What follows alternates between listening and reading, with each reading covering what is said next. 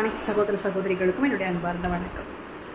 தூத்துக்குடியில் நடந்த அந்த விளாத்திக்குளம் பகுதியில் நடந்த அந்த ஒரு கோரமான ஒரு கொலை, கற்பழிப்பு எல்லாமே கூடிய ஒரு சம்பவம் அந்த மாணவிக்கு எல்லாரையுமே ரொம்ப வருத்தத்துக்கு ஆளாக்கியிருக்குது. ஏன்னா அந்த கிராமம் ஒரு கழிப்பறை இல்லாத கிராமம், ஒரு 12ஆம் வகுப்பு படிக்கக்கூடிய ஒரு 17 வயசு குழந்தை. இந்த குழந்தை இயற்கை உபாதைக்காக ஒரு காட்டுக்குள்ளே போகுது.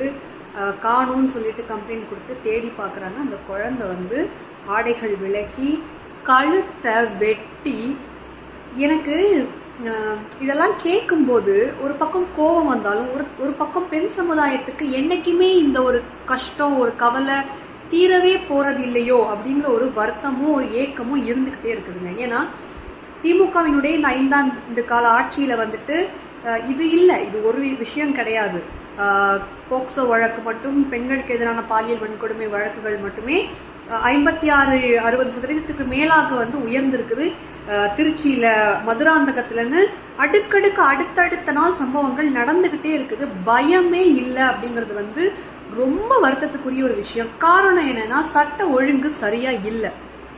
சட்ட ஒழுங்கும் தண்டனைகளும் இந்த சில முக்கிய குற்றங்களுக்கு, கோரமான குற்றங்களுக்கு சரியா கொடுக்கப்பட்டிருந்துச்சுன்னா இன்னைக்கு பெண்கள் இப்படி கஷ்டப்பட வேண்டிய அவசியம் இல்லைங்க. குழந்தைங்கெல்லாம் கஷ்டப்பட வேண்டிய அவசியமே இல்லைங்க. அந்த பொண்ணு யாருங்க? அதுக்கு ஒரு அப்பா அம்மா, ஒரு சொந்தக்காரங்க, அண்ணன் தம்பி, அக்கா தங்கச்சி, ஒரு கனவு, ஒரு ஆசை, ஒரு லட்சியம் என்னெல்லாமோ இருந்திருக்குங்க.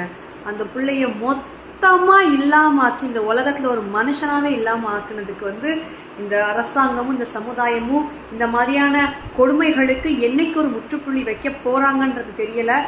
ஒரு பெண்ணா, அந்த பெண்ணினுடைய ஒரு சகோதரியா இந்த இடத்துல எனக்கு அரசியல் கட்சிகளை குற்றப்படுத்தி எந்த ஒரு இதுவுமே இல்லை. சமுதாய ரீதியிலிருந்து, அடிப்படையில இருந்தே இது ஒரு மாற்றம் அடையணுங்கிறது என்னுடைய ஒரு தாழ்மையான வேண்டுகோள். ஆனா முக்கியமா ஆளுகின்ற அரசு இதை நிச்சயமா கண்டுக்கணும். ஏன்னா அடுத்தடுத்து சம்பவங்கள் நடந்துகிட்டு இருக்குது. இதை ஏற்றுக்கொள்ள முடியாத, சட்ட ஒழுங்கா அசிங்கமா சந்தி செஞ்சுக்கிட்டு இருக்குது.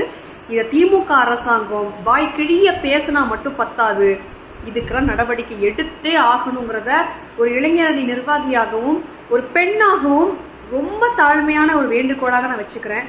நன்றி, வணக்கம்.